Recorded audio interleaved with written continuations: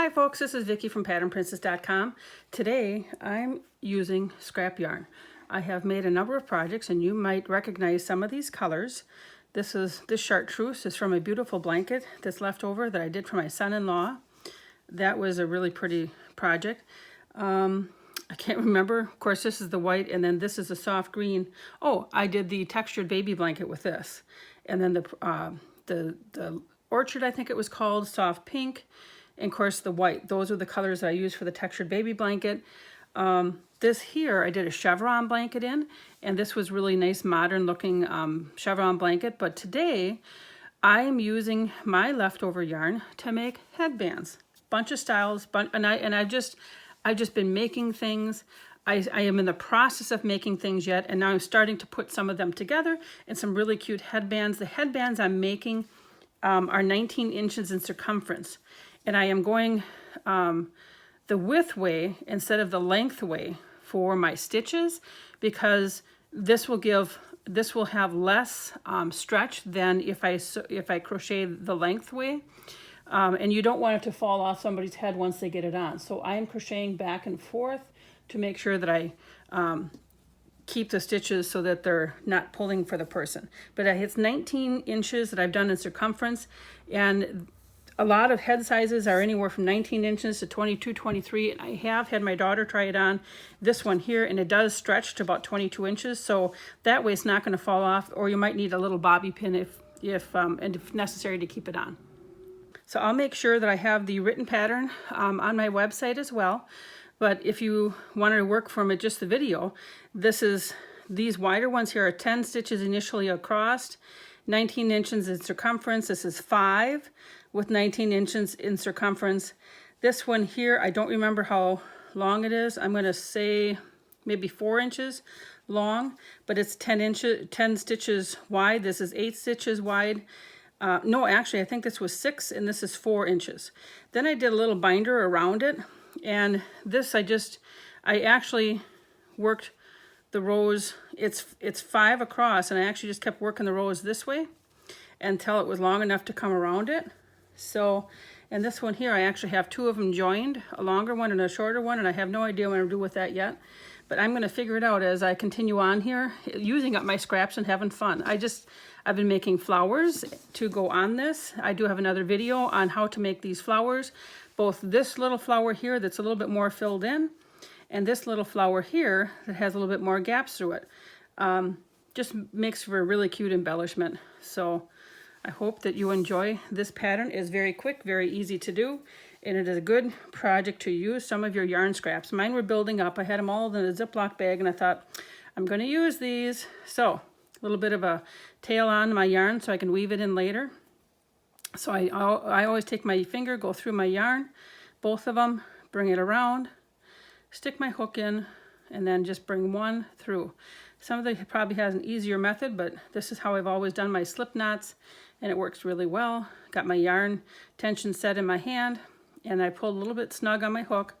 This here, I should tell you, is an F hook, 3.75 millimeter, and it's a boy hook. So I'm going to do the, I'll do the chain 10 one. So we're going to chain 10, 1, 2, 3, 4, 5, 6, 7, 8, 9, 10. We already have our foundational row done. Then in our hook, or our chain stitch next to the hook, not this first one, this one here, we're going to do a single crochet, and then we are going to single crochet all the way across. And we're just going to use that top loop to single crochet, and I'm not doing anything special going through that bottom one or anything, just that top loop. And I just continue to crochet until I do my rows until I had the 19 inches. I did, I should show you once I get my stitches done here how I did my color changes too. I didn't think about that because I have a couple that I've changed color. So end of the row. So I'm going to chain 1, and then again in that next stitch, single crochet. So okay, we're going to single crochet all the way across. And at first it's a little bit curly, and you have to kind of hold it flat as you're doing it. It wants to curl up on you. But after you get to the about third or fourth row, that'll stop, and then it's very easy to hold it and complete your work. And I have just a couple more left here. And then in my very last two, don't forget to go through your very last two loops on there. Row 2 is done, and then chain 1 again in that second loop from the hook, and then we continue to go through it like this, just like that. And see how it's not curling up on us anymore? It's getting a little bit easier to work. And then one more, and then the very last one, go through. And I have found I keep flipping my work like this way, so when I get, I'm going to show you one more time. Chain 1, and I'll crochet into each stitch. I'm going to do a little bit quicker here, just so I can get to the end here for you and show you. But if I turn my work, I guess it would be clockwise each time. At least this works for me. It gives you a more uniform look on the edge. All of your stitches are the same as they come. Oops, what did I do that for? As they come through. I have this one here. And see, right here then is where I know to stick my hook. And I stick it right in between, and it comes out perfectly every time. So then all of your stitches on this side start to look the same. So I continue to flip it this way. Okay, so let's say that we are going to change yarn. I'm going to get some yarn here, and we're going to change it. And I do want to show you the couple that I've changed yarn on. This one here, I have changed yarn on. It's half.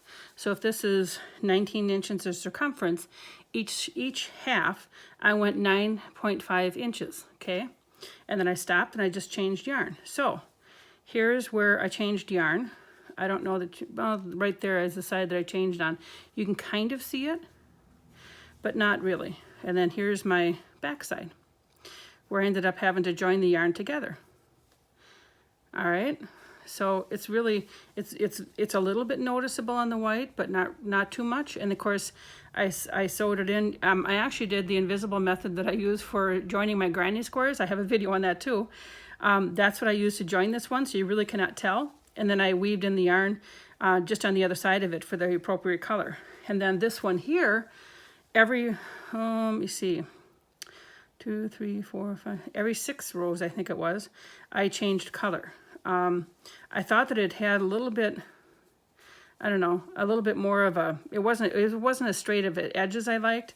I'm not as pleased with how that turned out, because it took me a little bit to figure it out. This one here, while I have this figured out, I didn't figure out very well how to not have this lump here. So that's still what I'm struggling with a little bit. And of course, this is all joined up in the back as well, but those are the ones I changed color on. But I think that this green one here, the changing of the color went much better. And this was my second one that I did. The other one was my first one. So what I tried to do first, this is what I did at first, and it did not work out. So I had joined the yarn like you normally would. Like, let's say I'm going to join the yarn, gosh, you know, at the end of any kind of a single crochet, at the end of a blanket you're making, you would join your yarn in like this.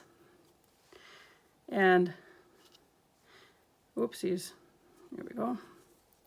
And you would hold your yarn, and, you know, I would do my chain 1, and then I would single crochet here.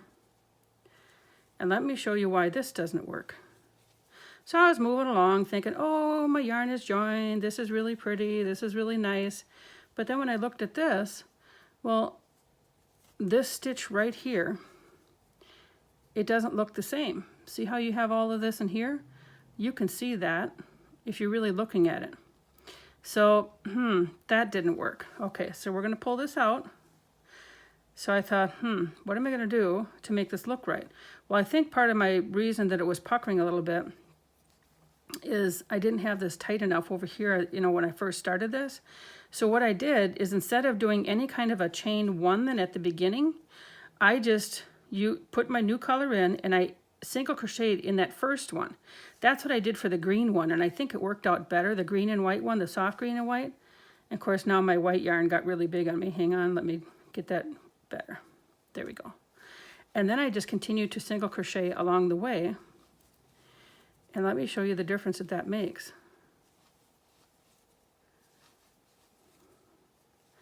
And then let me finish this row here. Oh, come on. Turn my clockwise. Now I chain one and I go into that next stitch. My yarn is bunching up. It always catches on things when I'm trying to do a video. I need to find a better place to put my yarn, I think, because it'll hang, it'll catch on things. Oh.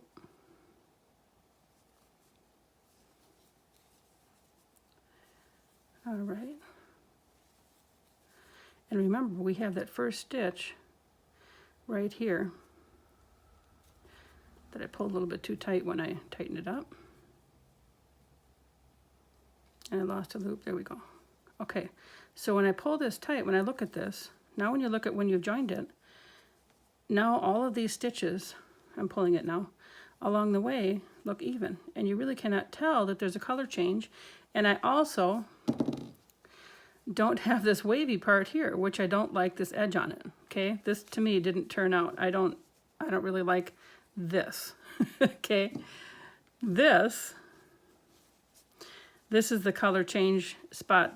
It's hard to see that I did here. This turned out better. See, this turns out much better, and you don't have that big edge on the middle. Of course, then you would weave in your edges and you would continue to go. So I think that that turned out really well. There's one more step I want to show you, and that is how to join. So there's a couple different methods. And again, remember I said that there was one that it was really like a invisible stitch with a granny square. That I think is probably the cleanest way to join this. So here's just a scrap that I have done just for purposes of instruction here. So I have my yarn needle already threaded.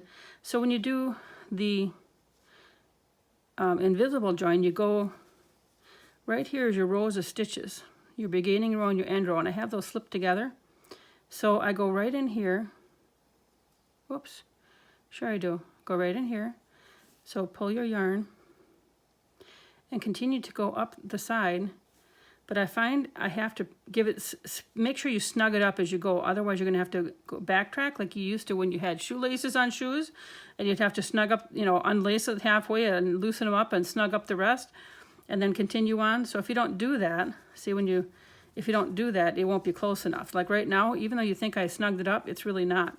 So I need to snug it up a little bit more. There we go. Then I can put it together, and we're going to continue on joining this together.